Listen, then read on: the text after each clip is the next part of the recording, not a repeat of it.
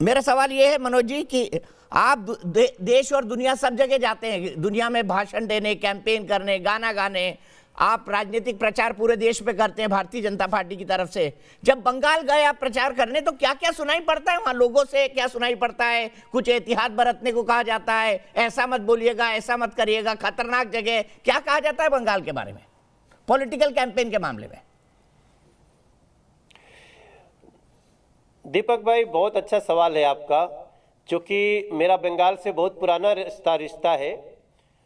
আমি একটু একটু বাংলা भी জানি, আমার বাড়ি আছে ওখানে, और আমি ওখানে চাকরি করছিলাম, मैं वहाँ नौकरी करता था, और पिछले 6 वर्षों से मैं लगातार पश्चिम बंगाल में प्रचार करने जाता हूँ स्टार प्रचारक होने के नाते।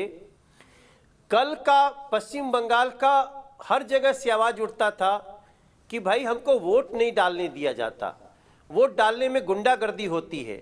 अगर हमने कह दिया कि हम कमल को वोट देने जा रहे हैं तो फिर हमारे बाद में घर तोड़ दिए जाएंगे, चाकू मार दिए जाएंगे।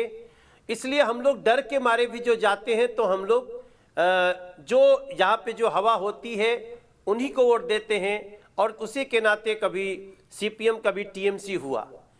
आज जब हम जा रहे हैं दीपक भाई, तो हर आदमी हमें पकड़ पकड़ के कहता है बीजेपी आ रही है, बीजेपी आ रही है, और ममता दीदी के तुष्टीकरण से मुक्ति दिलाओ।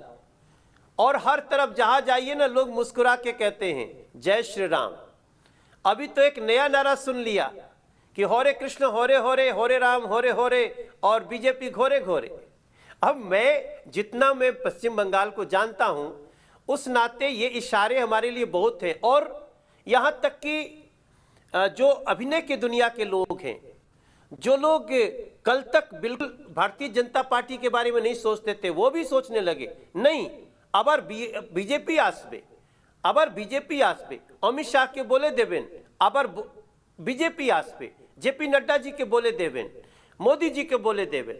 मैं समझता हूं ये परिवर्तन अपने आप में इतना बड़ा है, जो लोग मिल रहे हैं। पश्चिम बंगाल की बात कर रहा हूं, मैं भी अभी अपनी कमेटी के मार्फत वेस्ट बंगाल घूम के आया, तो कल और आज में जो मैं सुन रहा हूं उस आधार पे हम निश्चित रूप से बताते हैं पश्चिम बंगाल टीएमसी के ये आतंक के राज से, तुष्टीकरण से, करप्शन से, बिल्कुल धार्मिक भेदभाव से परेशान हो के आजिज हो चुका है, और उसको आशा है तो सिर्फ और सिर्फ बीजेपी से आशा है। आप ममता दीदी की पॉलिटिक्स को कैसे देखते हैं, खास तौर पर जब वो जय श्री राम का विरोध करती हैं? सवाल उठता है क्यों करती हैं? और अब उन्होंने नया नारा, जैसे आपने कहा हरे कृष्णा हरे राम, उन्होंने एक और नया नारा दिया जय श्री राम।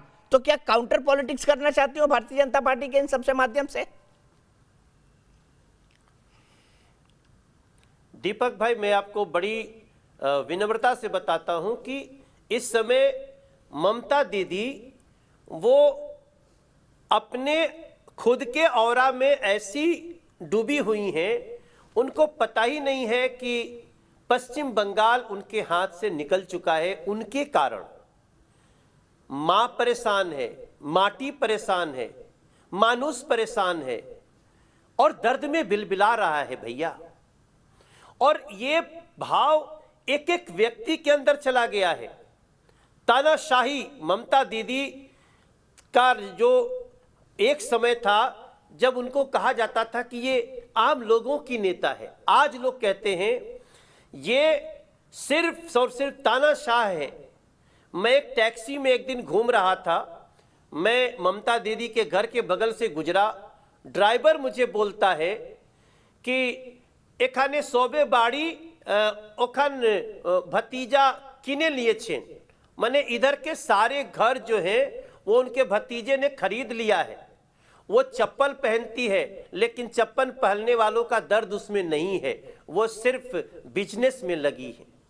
अब ये मैं एक ऐसे ड्राइवर का जो कल तक टीएमसी का सपोर्टर था, तो ऐसे में मैं बताऊं कि ममता दीदी, अब अभी मैं बोलूंगा ममता दीदी बोलूंगा, लेकिन ममता दीदी जिस माँ माटी मानुष की बात करती थी, वो तीनों रो रहे हैं, कराह रहे हैं, रोना तो छोड़िए कराह रहे हैं।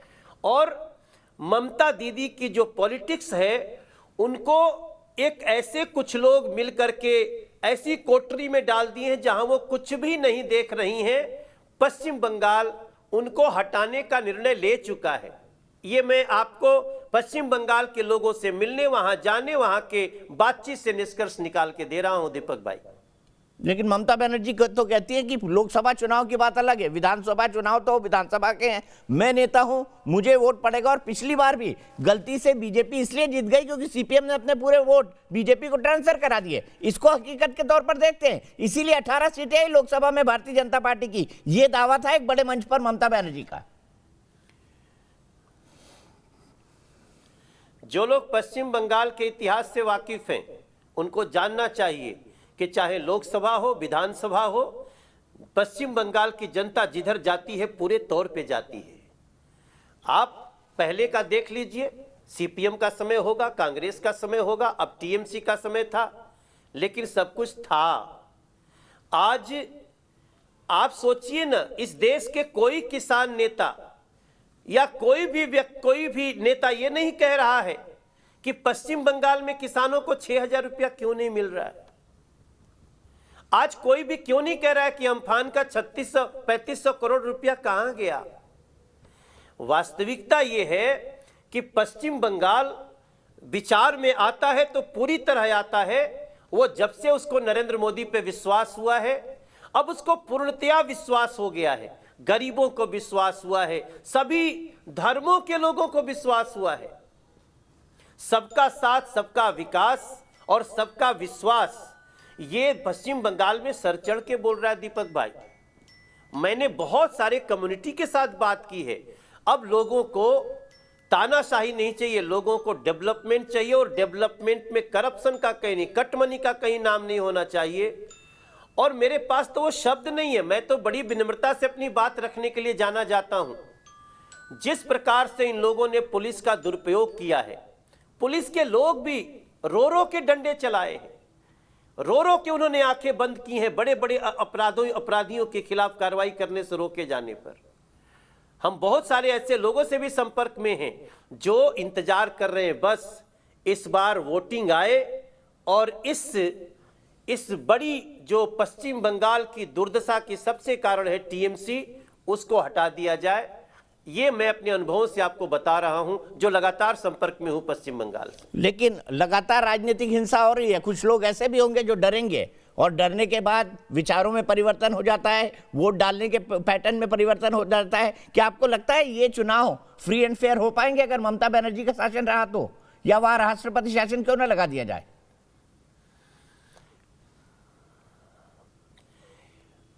देखिए, आपके इस बात में थोड़ा सा हम दम देख रहे हैं दीपक भाई कि लोगों में भय का वातावरण तो है, लेकिन जब से नड्डा जी ऐसे ऐसे इलाकों से गुजर के और गुंडों का जवाब देते हुए निकले हैं, जब से अमित शाह जी लगातार सड़कों पे चल रहे हैं, गरीब के घर में खाना खा रहे हैं, और जिस प्रकार से लोगों में ये वो विश्वास वापस आया है कि अब कोई डरा नहीं सकता। अब पश्चिम बंगाल में लोग गुंडों को जवाब देने लगे हैं। अब गुंडों का राज नहीं चलने देंगे और उनके साथ केंद्र की सरकार कानून व्यवस्था का पालन कराने के लिए हर तरह से खड़ी है। यह विश्वास हुआ है। यह विश्वास तब भी हुआ था जब सीबीआई के अधिकारियों को वहां की पुलिस ने रोका था और उनको जो सजा मिली उस पूरा देश देखा, आपने भी सबको दिखाया। अब तानाशाही नहीं चलेगी, कानून का राज है। और जिस प्रकार से मैं अमित शाह जी, गृह मंत्री जी को धन्यवाद करता हूं उनको कि उन्होंने बंगाल के लोगों का डर निकाला है, और अब इस आने वाले समय में वो तो 200 का टारगेट दे रहे हैं, मुझे लगता है इससे 10-15 सीट ज्यादा होगी दीपक भाई। अब पश्चिम बंगाल के लोग डर के साए से निकलने लगे हैं और चुनाव आते आते चुनाव के दिन तक पूरी तरह से ये डर समाप्त होगा। आज गृह मंत्री जब शहर के अंदर थे, पश्चिम बंगाल के अंदर थे, तो ममता बनर्जी ने उनको एक चैलेंज किया है, और उनका चैलेंज ये है, आप मुझसे छोड़िए, अभी अभिषेक बनर्जी से ही निपट लीजिए। उनके कमेंट को कैसे देखते हैं आप? चुनौती में वो आगे अभिषेक बनर्जी को खड़ा कर रही हैं।